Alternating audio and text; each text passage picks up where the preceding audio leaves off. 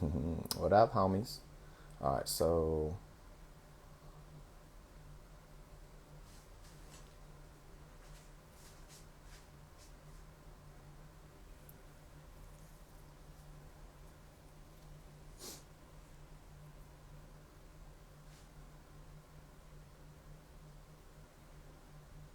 once I see him, love you, Tone. Oh, he can request to join too.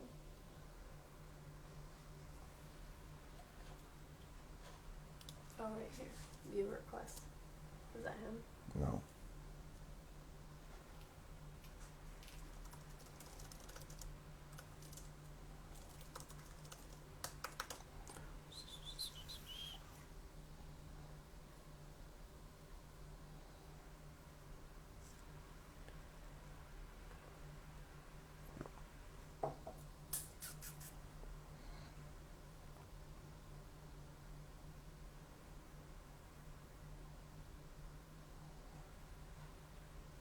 There we go.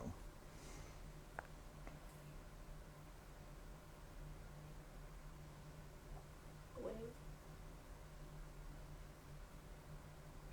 There you go.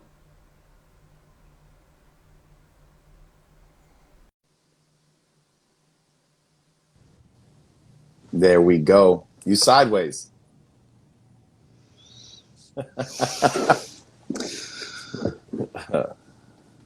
Can you hear me? Can you hear me?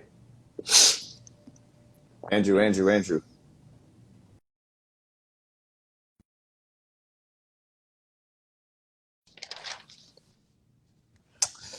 Hang on just a second.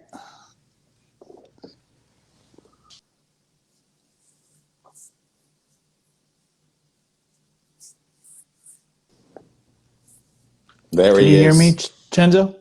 I can hear you. Can you hear me? You can hear me? Okay. No, I Yep. can't hear you. Hang on just a second.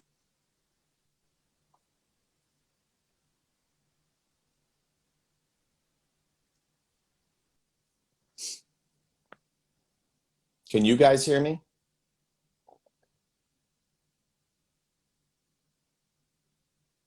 Can the rest of the world hear me or no? Testing.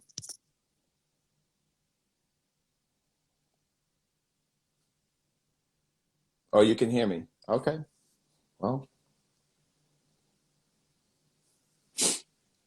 we'll just wait for Andrew.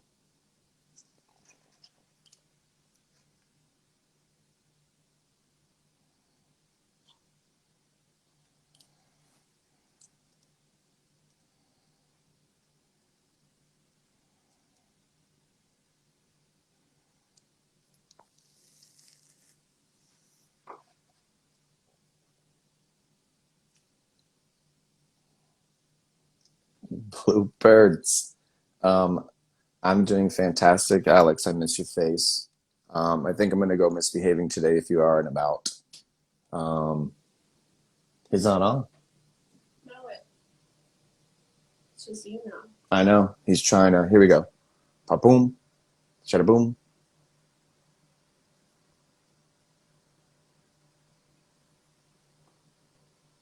Hey, guy. There we are. There he is. Man, all kinds of trouble today. All kinds of trouble. It's all good. I can hear you if you can hear me.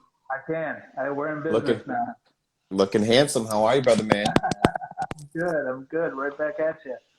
I'm so glad you reached out because I've been not doing as many episodes as I'm sure most people realize, and I haven't resurrected kind of like the live show or the in-person show. So I'm glad you reached out. And bro, I don't want to waste any time. I want to get right into the beautiful whatever you got going on because I've got some hypothesis on what you're working on, man. So for those, just a refresher, Andrew's a very dear friend of mine, has a phenomenal background in all things senior living, very intimate with that background and that industry. For those that have family members or in general that know people that are dealing with that type of lifestyle combined with some of the things that the elements that come with that. I remember last time we got heavy into dementia and Alzheimer's. And I mean, dude, you were blowing my mind with the intimacy that you have and the knowledge. So for those that don't know, that's him. And then, dude, I would jumping right into it, where are you at? Because I'm greedy. Is it that thing you've been posting? This beautiful brand new facility? Yes, that's it.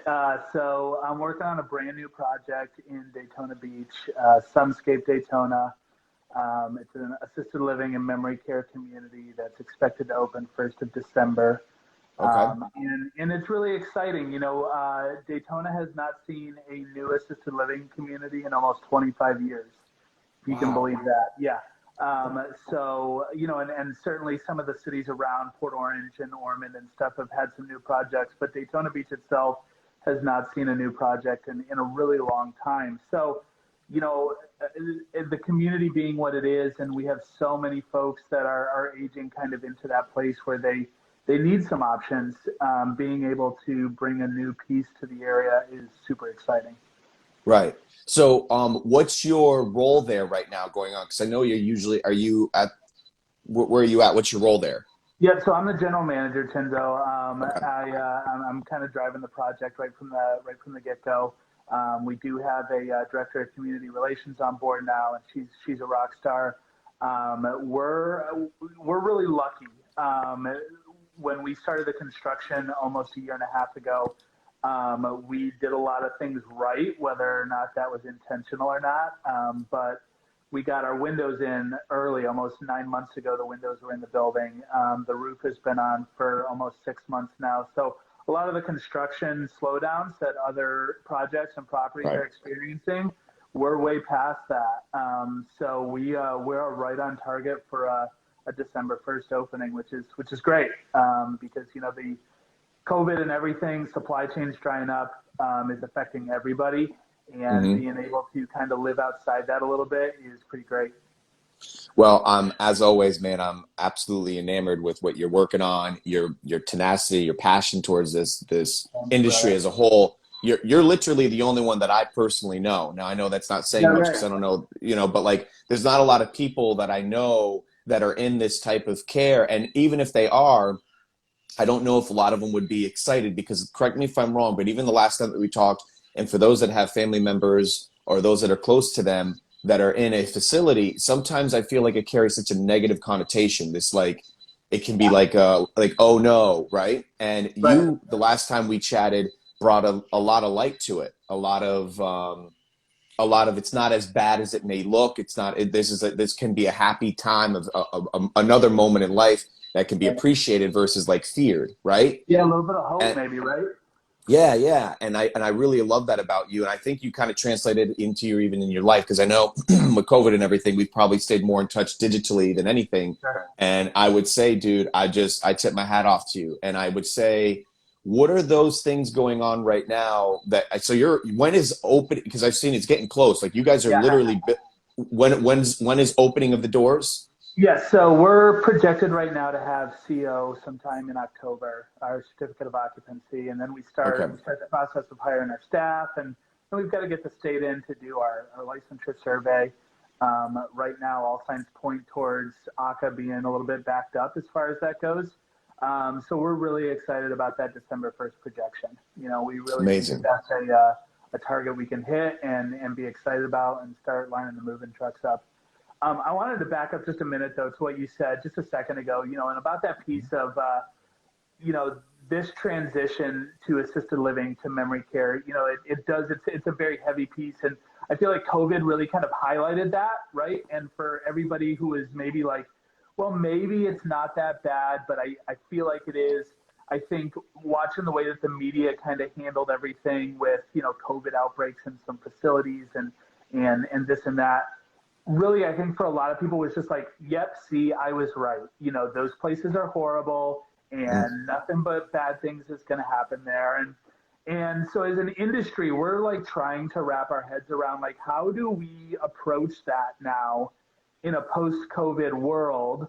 And what does that look like from the way that we talk about this transition and the way that we talk about peace of mind and what to expect?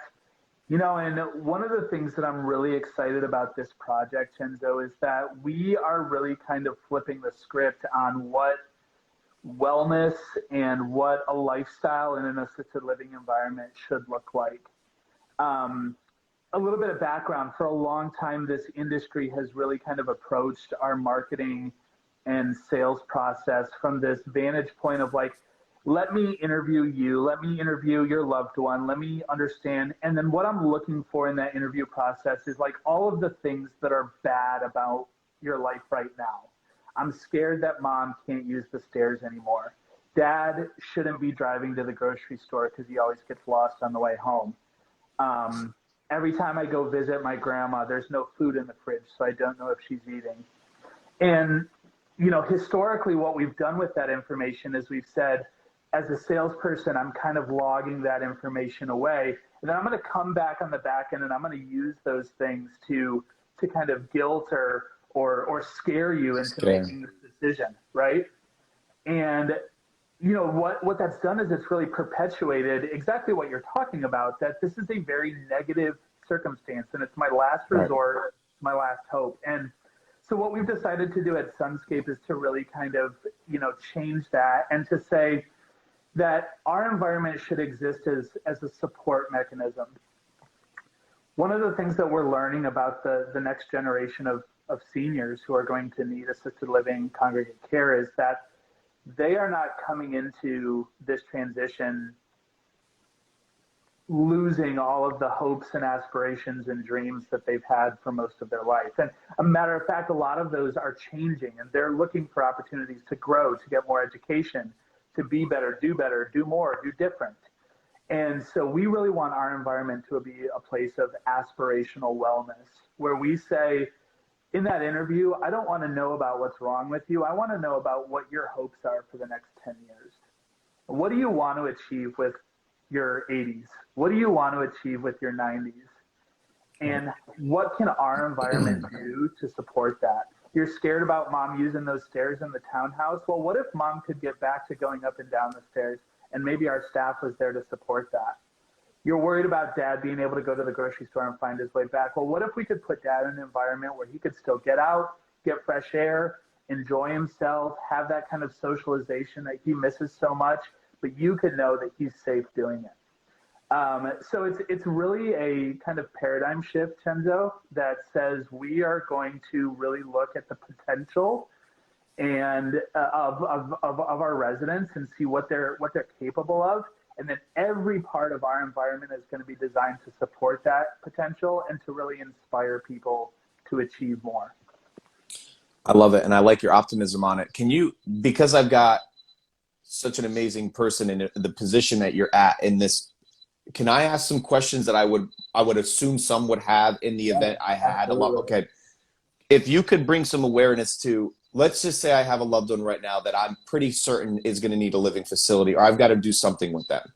I can't imagine. And as of right now, I'm super blessed. I don't have this situation. So I'm speaking somewhat ignorantly. So for those that are dealing with this or have dealt with this, my apologies out there.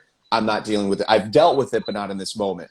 But I would say this, I can imagine the mental torment, the grief, the maybe even borderline embarrassment it may carry. I'm not sure. But let's just say I'm coming to the situation. I'm now, lack of better words, I'm shopping for a facility, right? Or a solution. Now, I've come to the conclusion that you're one of X, how many I'm going to do.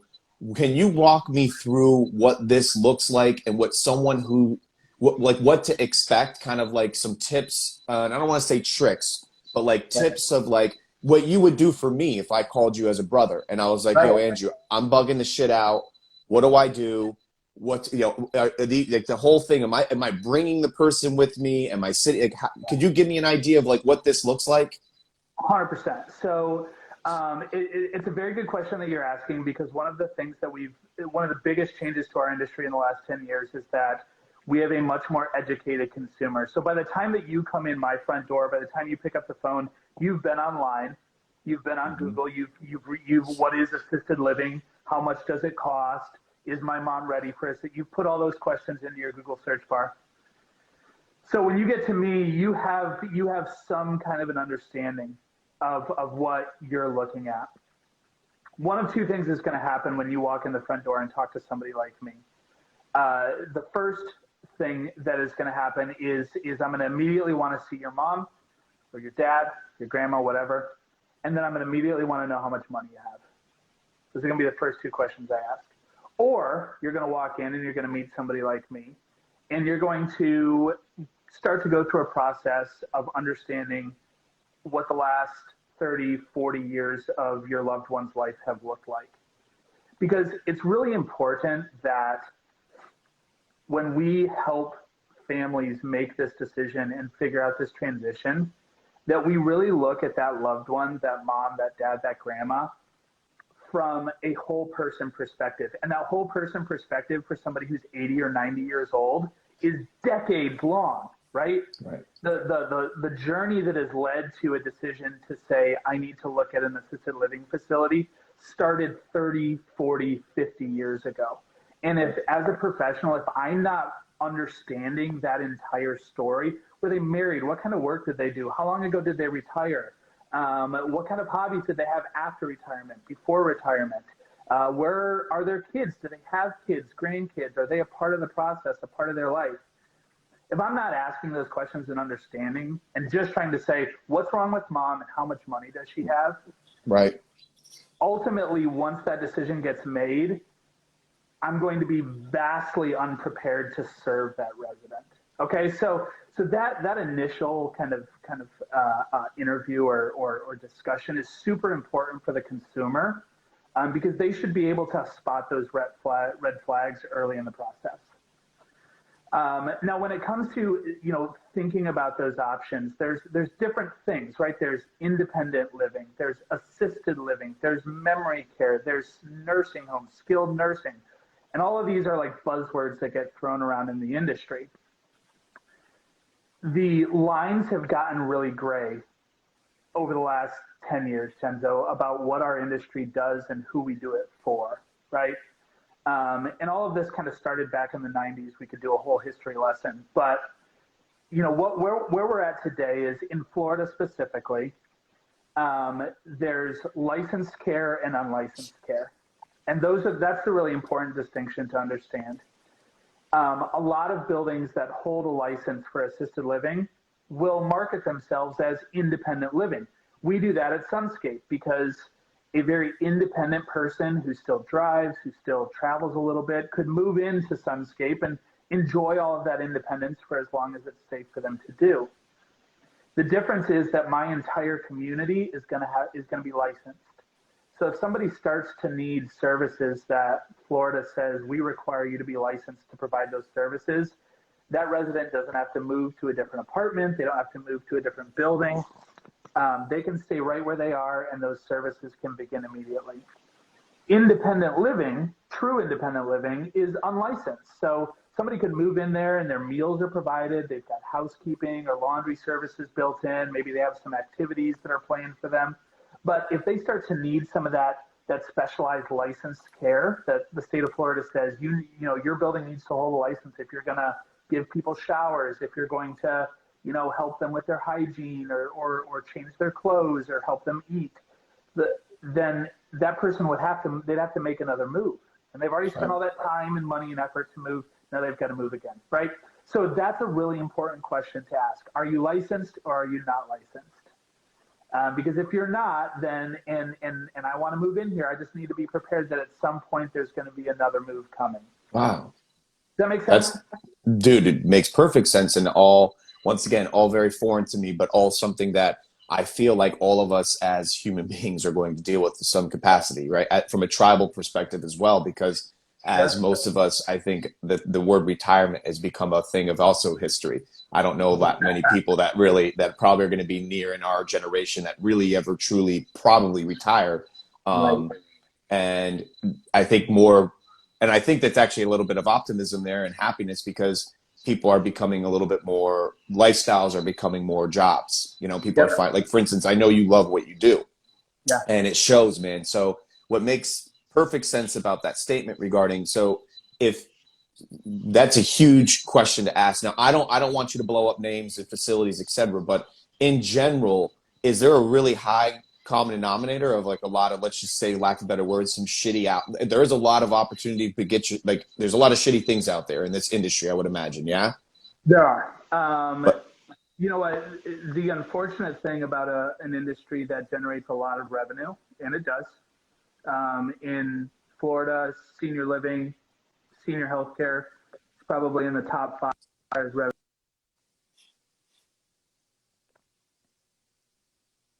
Like that has so much financial, so lucrative financially. Right. It's going to attract everybody. The biggest thing that is important in selecting a provider is education and experience. Do they understand what they're doing? Right. For better or worse, the barrier to entry for assisted living in Florida is extremely low. The only thing that you need to sit for your administrator license is a high school diploma. You got to be 18 years old and have a high school diploma or a GED. And you can sit, you pay your $300 to the state of Florida, you sit for your test, you pass, bada bing, bada boom, you're a licensed administrator. You can go be responsible for the lives of anywhere from 10 to 100 seniors dealing with all kinds of healthcare and related issues, right? To open an assisted living facility, to be an owner, a proprietor, you just got to have the money. That's it. There's no educational requirements. There's no training requirement. If you've got the money in the property and you can pass your ACA inspection, you're in business. So, and this is why, go ahead. Go ahead. No, I was going to say, I'm sure that's why it carries such high saturation of there's no scrutiny, there's no vetting process, etc. But this is why, once again, let me give you an idea of some scale. In between Flagler and Volusia counties, there are over 110 licensed assisted living facilities. Wow. Now, probably 80% of these are 4-bedroom houses that are somewhere in the middle of the C-section or Port Orange or Daytona Beach, where they've gotten their administrator license, they've gotten their house to pass their initial inspection, and now they're charging $3,000 a month for people to live in one of their bedrooms.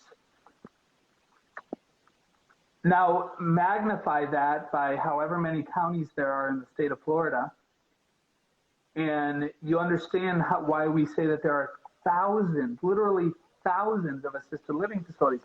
All of these facilities fall under the purview of ACA, the Agency for Healthcare Administration, which is the governing agency that makes sure I'm doing my job. They come in and they make sure my medication records are right. They come in and they make sure that my facility meets standards, that my food controls are up to par, that my people's training is right.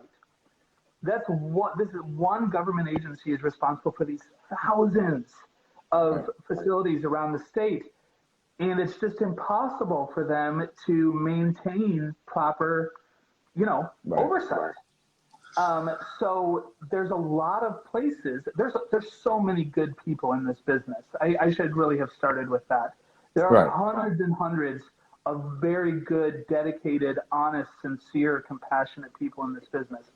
And for everyone, there's 2 out there that are just trying to make a buck, that are doing the bare minimum to get by. And you don't know that when you first meet somebody. And it's such a roll of the dice for people. So it just becomes supremely important that you're talking to somebody that knows what they're doing, that understands all that goes into caring for a senior, and is going to be able to do that in perpetuity. In the last 10 days, I've probably seen 24 people online say, hey, I couldn't make this work. I'm selling my place. Does anybody want to buy it? Wow. And there's probably people living in those buildings. What's going to happen to them? Who takes care of them? So it's a heavy thing. It's an important thing. This is very enlightening and completely foreign to me. And I think it's very important for those to know that there's always the bad with the good, etc. But what I find interesting is that are there with these facilities, so those that are running independent facilities at home, right? Mm-hmm. Are there these governing bodies, that acronym that you threw out, the OCA or whatever it's called? What does it say again? ACA. ACA? Agency for Healthcare Administration. Yep. Okay. So are those houses, are they being, what's the average inspection, frequency? Are they sending like a rep there that goes there once a month, once a year, or is it spontaneous? So the regular rotation for recertification of licensure is every 2 years. But I'll tell you, the people who get to the top of that recertification list are the big communities. You know, communities that have 60 or more apartments, because those are also the places where there's the most people, right? Right. The other thing that happens is for a lot of the bigger communities, especially communities with more staff, you have more instances of complaints. You have more instances of, you know, additional licensure like limited nursing services or extended congregate care.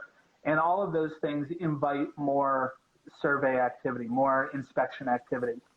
The smaller communities don't have that. So for many of them, they'll fly under the radar for everything except for their every 2 years inspection. And, you know, if you know when it's coming, you know when your survey window is. So every 2 years you clean up, you sweep the floors, you get everything tidy and nice. And as long as you haven't had any complaints or issues that have hit kind of the radar, then Right. the only time you're going to have somebody from a governing body in your, you know, in your home or whatever it is every 2 years. I want to be very careful. I know a lot of people that run these small privately owned communities. They're, you know, 4, 6, or 8 beds, and they're good people. That's not to say that everybody who's running one of these small shops is bad and out for a buck. The danger though is that there are so many of them. Right. You know, and they're not advertising. They're word of mouth. And often they are marketing to kind of the lowest common denominator from a financial standpoint, you know, and the finance piece of this is a whole different story, Chenzo, but, you know, they're going up to those people that can't afford this big, beautiful place. They've got $1,500. And so that person says, hey, I'll take your $1,500.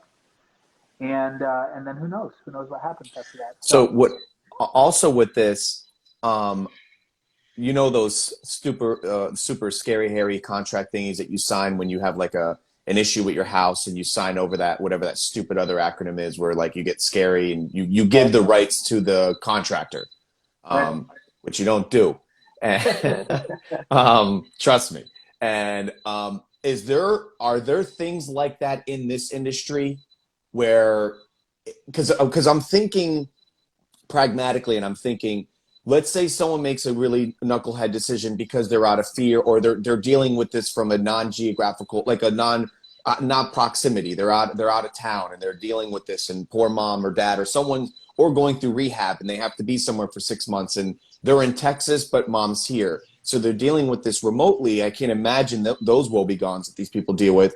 In that event, if shit goes sideways, I would imagine they could just get them out, considering the woebegons of obviously physically getting them out and those ramifications. But is there something here you can educate me on, that there's like, are there scary contracts that some of these people sign that like give rights and money to people, like that scary movie, with that girl that went blockbuster?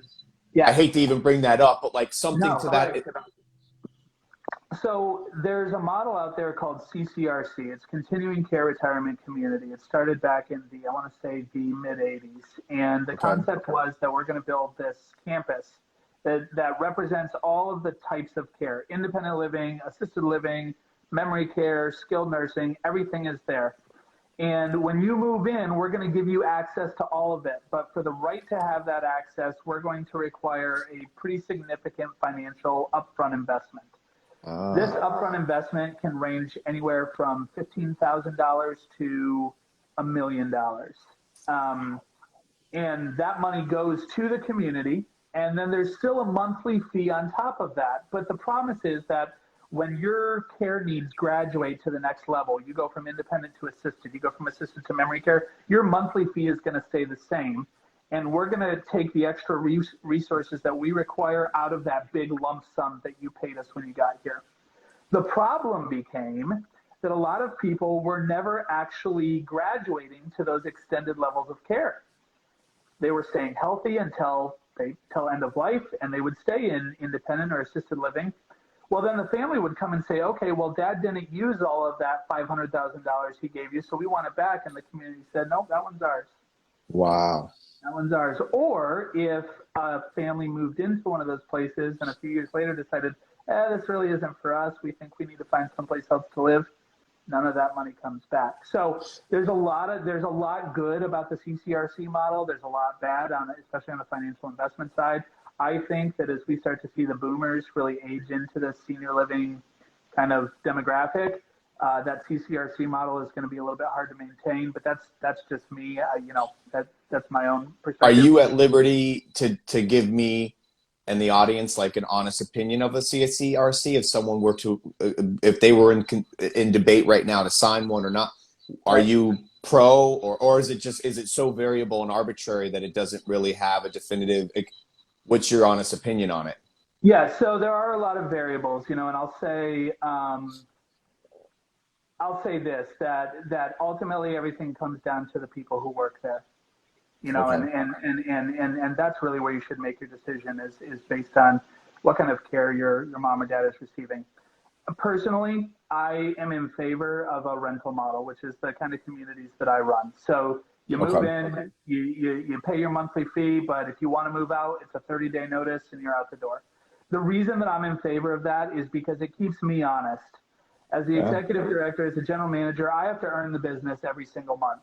If my food slacks off, if my care slacks off, if my activities slack off, they can write me a letter and they're out the door. And, and they don't have that kind of financial monkey on their back, so to speak, that says, well, I'm not super happy here, but I don't want to lose 200 grand if I move. Right. They don't have that with me. With me, the only thing that's standing between them and the door is that piece of paper in 30 days. So it really requires me to be honest and transparent and say, am I delivering the best possible product every single day? And if I'm not, then I'm the one that has the consequence for that, and because they're going to go move someplace where they should be, and they should go move someplace where they get what they want. The fact of the matter is, and I wish that more people in our industry believe this, the fact of the matter is that it should always be on me to deliver. It's not on the resident.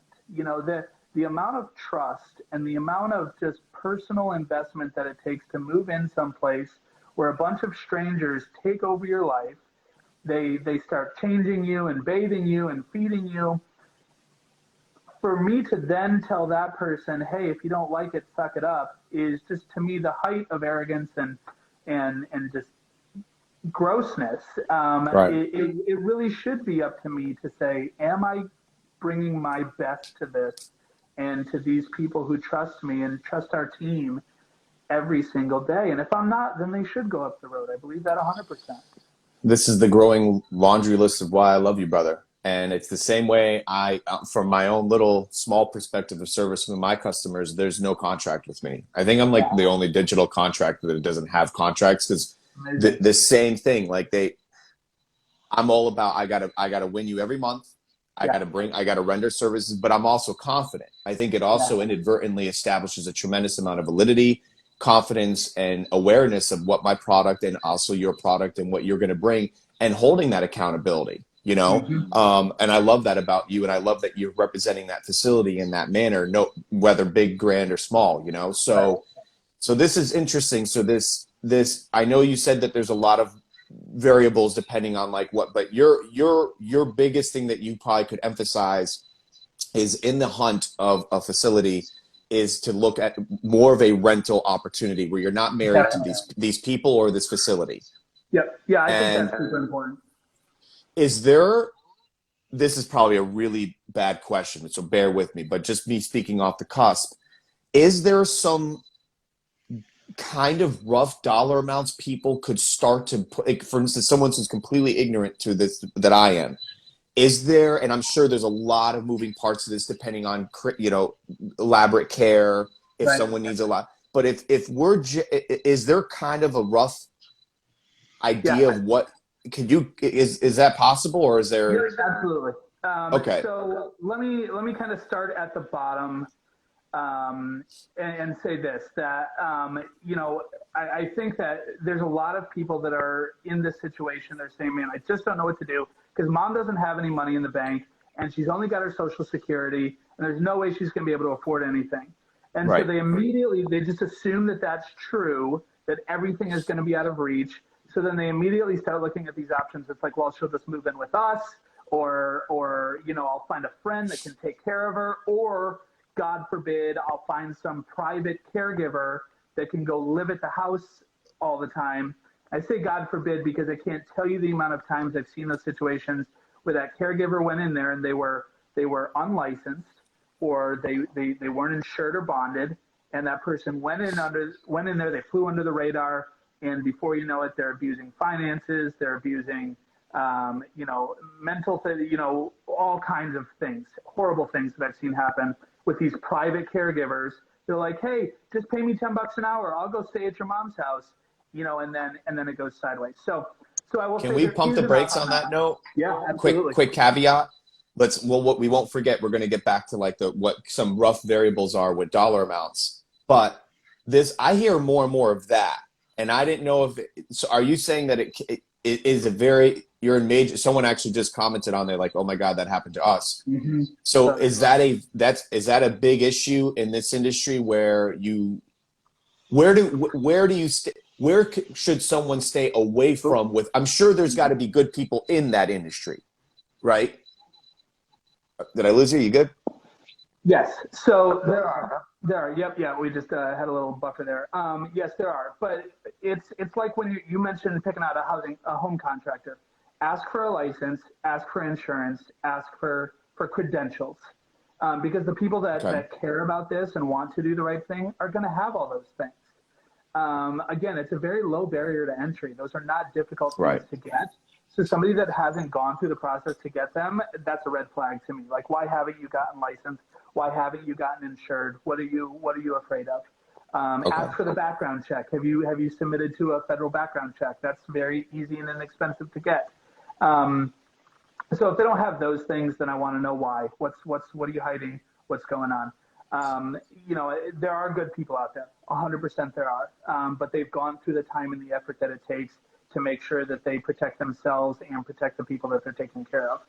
Have you noticed, like in some industries, you can kind of tell mediums that they may be using for advertising, or like, is there kind of like a quick tip of like where not to find some of these knuckleheads, or is it just so random that it just? This sounds bad because I'm a big believer in word of mouth, and I'm a big believer in that kind of, relationship building. Right. But, be very careful of that person that you hear about from, my coworker's cousin used somebody and she said that they were great. And if you really love that coworker and you really trust their cousin, then when you meet that person, ask for the credentials, and do the due diligence. If anybody that's advertising or marketing in kind of a mainstream fashion is going to be required by law to have those credentials in place. Okay. If they're advertising a license number or something like that, then in order to do that legally, they've had to get those credentials. So, you can feel some safety there. But I think the dangerous part is that a lot of people, they see the advertising and they automatically assume that there's a cost factor that's out of reach. So they then kind of lean back on that personal, well, I know a guy. And that's a lot of times where people get stuck, is because the due diligence hasn't been done. And it's interesting because I would imagine, depending on the type of care that you are needing or your loved one needs, that person probably shouldn't have 15 customers, right? If someone's saying that they're moving in or going to be spending 8 hours a day there, I'm sure it's got to be tough where it's like, well, give me another customer, because it's like, well, what's your references? Right. But so back on that note, as far as, and I think this should be very educational for not only myself, but our media audience, being near around our age, getting probably prepared for those near around us that may need this type of living facility or living requirements. What are some costs that I should be? It's got to be almost like a college thing, right? I mean, it's got to be a pretty expensive. Yeah, it can be for sure. So the kind of how we got on that was that the people that are really kind of looking at those one-off options because they're worried about that very small monthly income or, there's no assets, is to look into the Medicaid waiver program. So Medicaid waiver is a program that utilizes Medicaid dollars, not Medicare, but Medicaid dollars to help finance a long-term care option. Now, this is going to mean there's some compromises that have to happen here. That $1,100 or $1,500 a month that your mom has from Social Security, Medicaid is going to take most of that. They're going to give you $100 a month spending money, but then Medicaid is they're going to take most of that, but then they're going to make up the cost difference to go live at a community that accepts Medicaid diversion. Not everybody accepts that, Kenzo, so that's really important to understand. If that's the situation your loved one is in, that's the first question you need to ask when you start interviewing communities is, do you accept Medicaid diversion? Is that a program that you're a part of? And if they're not, then you just all right, I gotta move on. That's my only option, etc. So kind of graduating from there in this area, you've got assisted living options that range from, about $3,500 a month all the way up to $6,000 a month. Oh, I can imagine. Yeah. There's got to be no ceiling, I would imagine, pretty much. There's really not. There's memory care options up in Palm Coast that are upwards of $10,000 a month. So when you're kind of deciding this, you need to ask a couple of questions. First of all, what is that monthly service fee? What is the apartment? What does it cost to live here? Because that's your baseline. That's going to vary based on the size apartment that you want, whether it's a studio or a 1-bedroom. I need a 2-bedroom. I need 2 bathrooms, whatever. And then typically where in the community it is. I want a lake view. I want to look at the woods. I don't care if I look at the parking lot or the dumpster, whatever. So when you see, this 1-bedroom costs, $3,800 and this one bedroom costs $4,200, that's typically wise because buildings price those apartments differently. But then the next piece, and this is where people usually get caught, is the care or the wellness cost. So there's going to be a baseline for assisted living, and then there's going to be the additional cost for whatever needs your loved one has. So your mom needs to get showered. She needs to get, help doing her hair in the morning, to get on and off the toilet, whatever it is. A lot of places do what's called a point system. And so they kind of go down, and it's very functional, right? They just look at kind of what can your mom do and what can your mom not do. Okay. And then for all the things that she can't do, I'm going to add points. Then I'm going to add up all those points, and then I'm going to tell you how much additional money you have to pay us for us to help her with all of those things. Okay. That's across the board. There's a couple of communities out there that do kind of an all-inclusive piece. Now, most of your memory care communities, especially if they're standalone memory care, they're going to include all of that care in the base price. That's why you see memory care so much more expensive than traditional assisted living, is because they're typically including all of those additional care charges in the price. I'll just say one of the unique things about Sunscape is that we don't really do a point system. We, again, going back to that aspirational wellness piece, is we really do a whole person wellness review. We're not just going to look at what's possible functionally, but we're going to look at all of your systems. How's your cardiovascular system? What's your GI stuff like? How's your respiratory system? And all of the diagnosis and medications that go along with that. Then we're going to do an MMES. So we're going to kind of really evaluate and review that cognitive ability and where are you at cognitively and what programs are you going to need? What kind of support are you going to need cognitively? We really do a whole person review because when we have additional, kind of wellness plan levels that are on top of our kind of baseline. But when we put one of those levels in place, we don't want it to just be a functional, kind of exercise that you're going to give me an extra $1,000 a month so I can help you take a bath, put your clothes on, and, wash your hair at night or whatever it is. When we put that additional wellness piece in place, it really needs to support everything in a person's life. Because there's a lot more to your day-to-day than just getting up and getting dressed in the morning, right? There's the socialization aspect. There's your dietary and nutrition and hydration needs. There's your entertainment. Are you being intellectually stimulated? Are you being mentally stimulated? Is there a spiritual component to your life that adds value and adds worthwhileness? And our wellness program is really meant to support all of those things. So the point system is still a system that a lot of people use. Personally, between you, me, and the wall, I think it's very antiquated, and it really just kind of all it does is it breaks down residents to to really defining them by what they can do and what they can't. With And I that think being said, and congruency to what you're saying, is can someone's let's say someone's care starts to be needed to be enhanced or decreased, because you had hinted on that prior, and how sometimes that can get really messy financially if you're paying up, like prepaying, for lack of better words. Does your type of facility, or is it a general thing for if someone 2 months, 3 months in, let's just say the person gets better or doesn't need the shower anymore, or vice versa, does that care and that pricing go in contingency, or are they kind of locked in, or does your facility allow them to kind of change? That's such a good question. And this is why it's so important, I think, that our approach to wellness is very holistic compared to those kind of bullet points. There's a lot of communities that they attach, specific functional needs to points, and those points are attached to dollars. Right. So let's say that my mom doesn't need help showering. And so I have set my budget up knowing that she needs help with these two things, but showering isn't one of them. And so this is how much it costs for her to live there every month. And I'm the power of attorney, and I'm in Texas, and I'm trying to make sure mom's bank doesn't overdraw and all the bills get paid. There's a lot of places, Chenzo, where if mom has a bad couple of days and the staff has to go in there and help her through that shower, when I get that bill at the end of the month, it's $200 higher.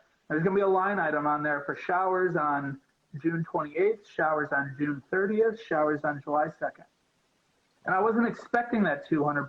And $200 is, well, whatever, $200 is whatever. But no, $200. And if that happens this month, the next month I get charged $200 because she needed help going to the bathroom.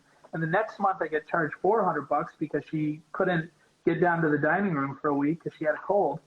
Well, now, $1,500 is gone, and I wasn't ready for that. Now you multiply that over mom lives there for 3 or 5 years. How much money is just, right? So we really believe on making changes to wellness based on trends and not on windows. Everybody has a bad day. I have a bad day. You have a bad day. There's a lot of days where I wish somebody would bring me breakfast in bed.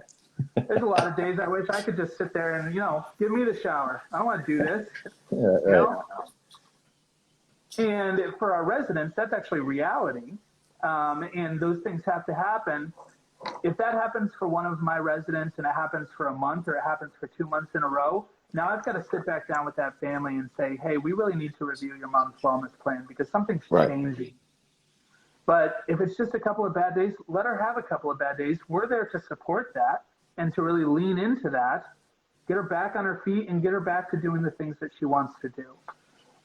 So that's it's really important that when somebody is looking for an assisted living option, they really understand how that wellness or care planning works and how the finances are tied to that, because that's a lot of times where the surprises come from and where people really get kind of sideways and expectations are unmet.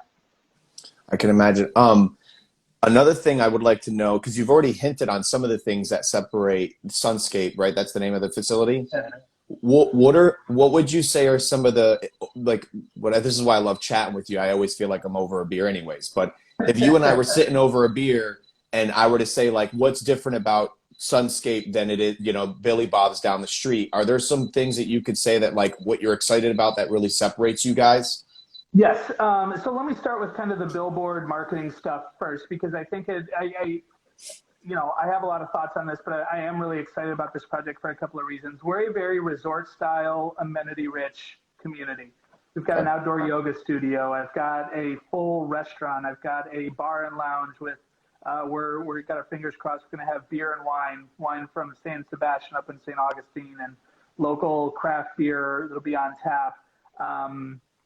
We've got 4 different dining venues that people can choose from. We're going to have an amazing technology component tied into our physical therapy stuff, massage table, full salon. So a lot of amenities, really designed to kind of replicate that resort experience. When you go, you put your card down when you get there, and then it's all done, right? We really want to replicate that. I'm excited about that. We're really kind of leaning into that Jimmy Buffett, Margaritaville lifestyle. It's Sunscape. You know, whether you're watching the sun come up in the morning or watching it go down at night, there's always something beautiful to look at. And we really believe that that should be replicated in our residents' lives. There's always something beautiful to see. And that's what we want to focus on. You know, but the other piece is our programs. You know, and this is where I think the difference is made in this business. There are a lot of beautiful buildings out there. There's a lot being built right now.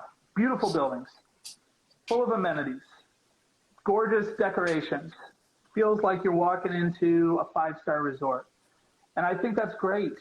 But if you don't fill that beautiful building with people that are compassionate and educated and trained and sincere in their desire to help people, all you have is a pretty box full of, you know. And that, I think, is the most dangerous thing about this, is people really get sucked into that gorgeous exterior, and then they miss the red flags of what's inside. So let me give you a couple examples when I talk about programs. We have all of our programs are based around Latin names. We really believe in people's legacy. That's why I talked about, you know, people in their 80s and 90s have 5 or 6 decades before that have, you know, defined that journey. So we think legacy is really important. So all of our programs have Latin names because Latin has this really rich legacy. And so one of our programs is our Florio program. It literally means to flourish. It's a program that's designed for mild cognitive impairment. So I want you to think about, we'll talk about a fictional couple. We'll call them, you know, Bob and Jennifer. And Bob is still a very active, you know, independent person. He golfs twice a week. He plays on his senior softball team. He takes a trip twice a year up to Washington to see his kids. Jennifer, on the other hand, has started to kind of, you know, that dementia diagnosis has been made.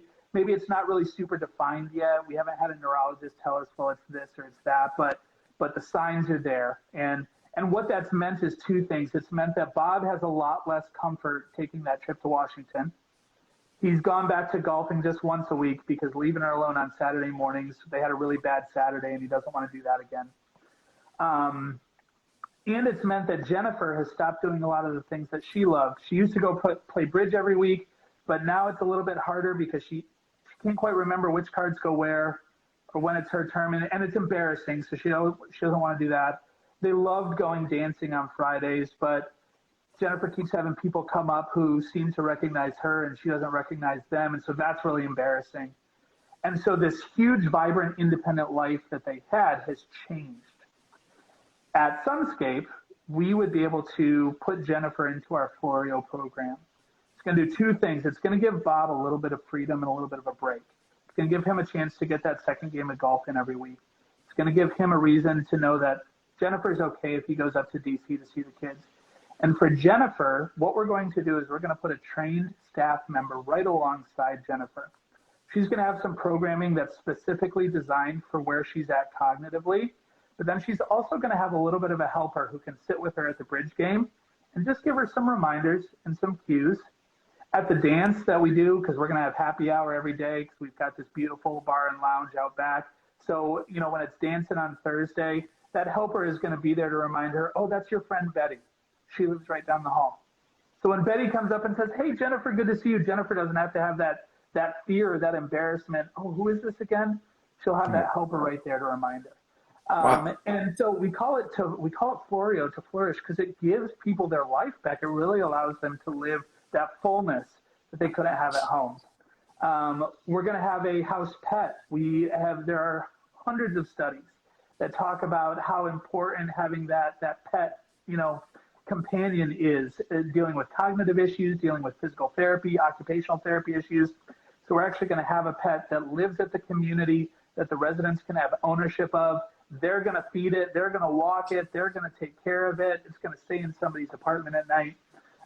But it's going to be something that they can really own and enjoy. So when I talk about programs, those are just a couple of examples, but that's the meat. A beautiful building is great, and I think amenities are wonderful, and there's a place for them. But if there's not substance inside of that community that is adding and really fulfilling to that quality of life, then then that's where the miss happens. I got to tell you this, man, the reason why I love these shows is that everyone that's on them, I have this connection with them. And I mean this, I'm so proud of you, man. It's Thanks. the passion, the intelligence, the education that you bring to to this very seemingly dim lit like Yeah. situation. And I say that out of love because maybe it's not anyone's fault per se. It's just a really sad, it can be sad. We're talking about something that not a lot of people want to talk about, not a lot of people want to face. I think it's more of a need than a want, right? Mm-hmm. And I think the way that you're talking about it and you're representing it brings so much more humanity to it, brings so much more euphoria to it. Mm-hmm. It doesn't have to be as grim and Right. as sad as I think. I mean, once again, just going back to that movie, I mean, it's going to resonate. It resonates this scary, really like bad situation. And I love you so much for the way that you're not only educating the audience today, but the passion that you bring and making, and once again, reiterating that word of humanity, bringing the human aspect back to this, because we're talking about real people. We're talking about people's moms, dads, sisters, whatever it is.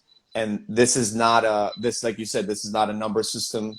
The way that you've, and I'll say this for those that don't know you, I know I asked Andrew about like his top things that separate his facility from other facilities, but I've known Andrew for a while now, and you've been this passionate no matter where you've been. And I know that you're talking more, you're talking about this, whether or not you're talking on the behalf of the facility or not, you would be doing this if this was your own four walls. And it shows, man, and I appreciate that. I appreciate that so much. I really do. And I'm glad that, you know, I believe the things that I talk about and I say really, you know, kind of the bottom of my heart. And I'm glad that shows through. You know, maybe to kind of put a good kind of bow on all of this is to talk and to let people know, you know, there's people that we care for, and that the humanity of that should never be lost. But it's also really important to understand that there are people who do the caring for, you know, and if anything highlighted that, it was COVID, you know, and I could sit and tell you stories for hours about people that worked 18, 20, 24 hours in a row because there wasn't somebody to come in and relieve, and we're sleeping at the building and we're doing whatever it took to make sure that people were cared for while there was a pandemic outside, and while all of us worried that if we stopped to pump gas at the wrong gas station, it was going to mean that we were on a ventilator a week later. Mm-hmm. You know, when you talk about truly those you know, necessary employees, you know, you look no further than the CNAs and the nurses who were getting the job done at these facilities. While, mind you, the media was painting our entire industry as irresponsible and terrible. For his men, there were so many people that got sick and passed away from this awful disease during COVID. There were a lot of people whose lives were protected and saved because there was dedicated staff who were working in face masks and face shields and gowns and you know, just all kinds of horrible conditions. If you really want to get a good assessment of a place where you're going to take your loved one, when you sit down with that general manager, you sit down with that sales director, ask them what they're doing to take care of their people. Ask them how they're caring for them. What are you doing for your CNAs? How do you make them feel respected and appreciated? How are you paying them? Are you making sure that they're earning enough money so they don't have to go work 4 jobs?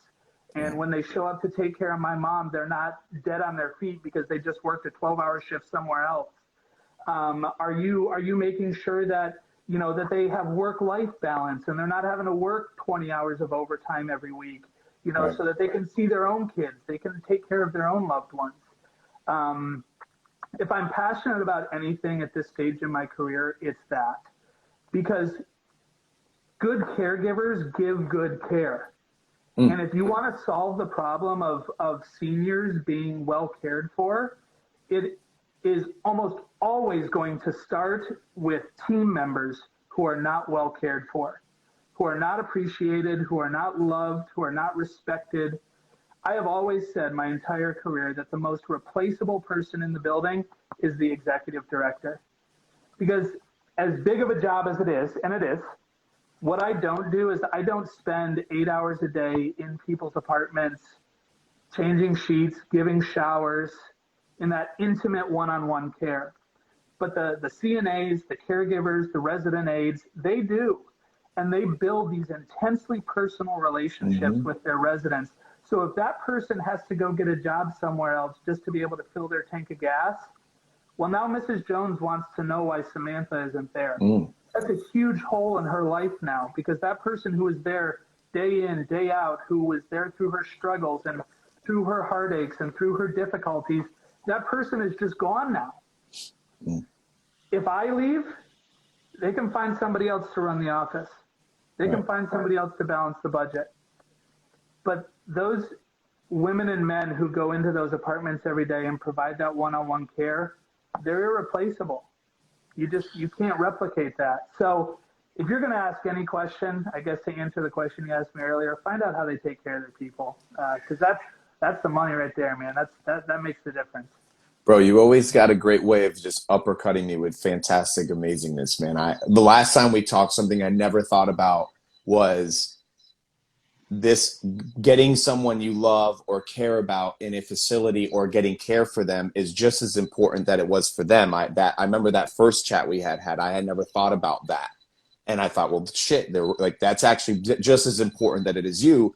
And I was talking about this, and I use this analogy a lot, and it's not that paramount, but I mean, the oxygen mask, they say put yours on first. And I think we as average humans it doesn't register that, because it seems so like, wait a minute, I do me, then help. And that's the point. And I think it's very important. But today you bring up a whole nother point that yet again makes me fall in love with you tenfold, brother. And that is your humbleness of sharing that you're the most replaceable person. And the person that isn't is those that are.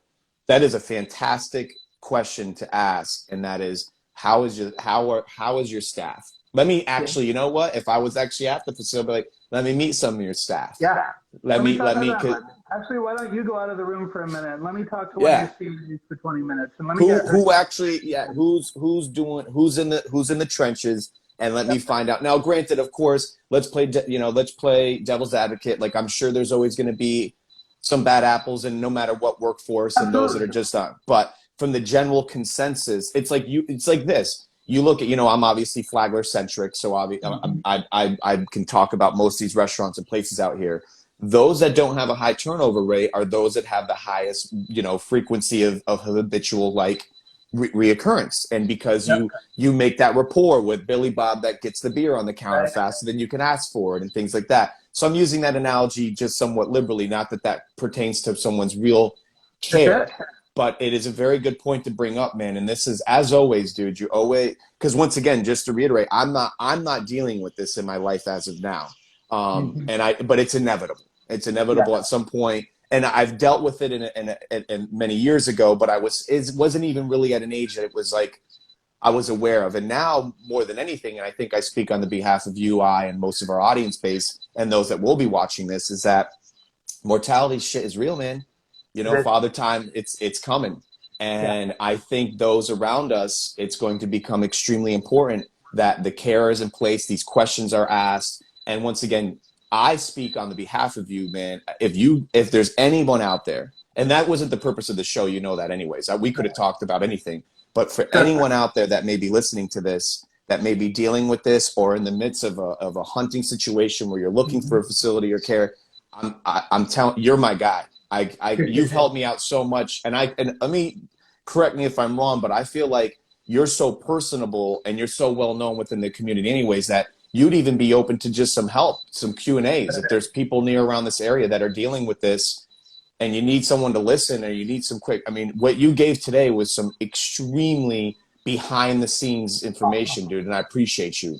Big time. Yeah, sincerely, my hope is that, that I can be a resource for people. I'm not going to be able to help everybody at Sunscape. Right. At the end of the day, we've only got 85 apartments. My max capacity is 85 people, right? Wow. But there's a lot of people outside of that, and I want to make sure that they know whether or not you think you can afford us, that you can come, we can talk about your situation, and that what you're going to hear from me is honest, sincere help and support and direction. I'm going to give you options. I'm going to tell you what questions to ask. I'm going to help you understand what this. So many people come into this situation in a crisis. They're there because mom's at the hospital and the doctor says she can't go home. And now what do I do? Right. And if any of this can serve to just help prepare and help give somebody some peace of mind, like when I get there, I know what I need to do, I know what steps to take, then it's a job well done. So please don't hesitate to call, to text, to email. We are at your service. One of the things I love about having been in the Volusia Flagler market for almost 10 years now is that there's very, very few people I don't know around here. Which really kind of empowers me to be able to give all of the options and to put them all on the table and to help people find out what's going to be best. So I can't thank you enough for the wonderful conversation and for the opportunity again to kind of revisit some great stuff. And it's always a pleasure, man.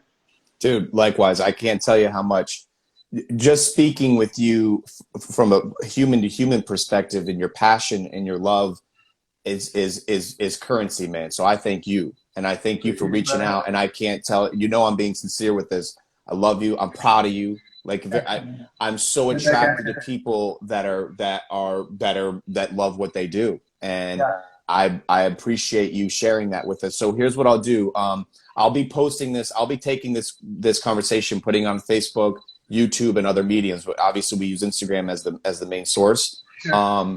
Anything I can do to help bring better awareness, attention. You said once again in closing, December 1st, the facility opens. Yes. Right. Let me say, for as far as the plug goes, July 22nd, we are holding a World of Wellness Health Fair here at our sales office. So we're going to be bringing in a lot of the vendors and partners that we're working with to really build a dynamic and robust team of care and wellness professionals. They're going to be represented here at the sales office. We're celebrating the Olympics, which is a huge return to normalcy after everything with COVID-19. So we have this great Olympics kind of opening ceremonies, if you will. So it's a great theme, but it'll be a great opportunity. It's absolutely no cost to the public. We want you to come. We want you to ask questions. We want you to get informed. That's July 22nd. It's at our sales office, which is on International Speedway Boulevard. We're in the sales building, or the office building right next to Haverty's Furniture. And that'll be from 10 a.m. to 4 p.m. So we would love anybody who's interested, wants to come join us. Will that give someone an opportunity to see what's on the horizon for this grand 100%. Opening as well? Awesome. Yep, absolutely. All of our construction updates will be there. And then if you haven't, follow us on Facebook. We're posting construction updates just about every week. Got some great videos of the construction site itself, and then it's a great place to interact with myself and Ingrid, our Director of Community Relations, and get a little bit more into the weeds if we need to. I love it. Well, listen, I know you got to run to that your next meeting. I appreciate your time. Thank you, brother. And when I go to post it on Facebook, I'll text you. Let me get I'll make sure I'll put the actual. I'll tag the property and whatnot for those that have listened and want to see. But listen, man, love you. Appreciate you. I appreciate you. Have a good one. You got it. You too, brother. Bye-bye.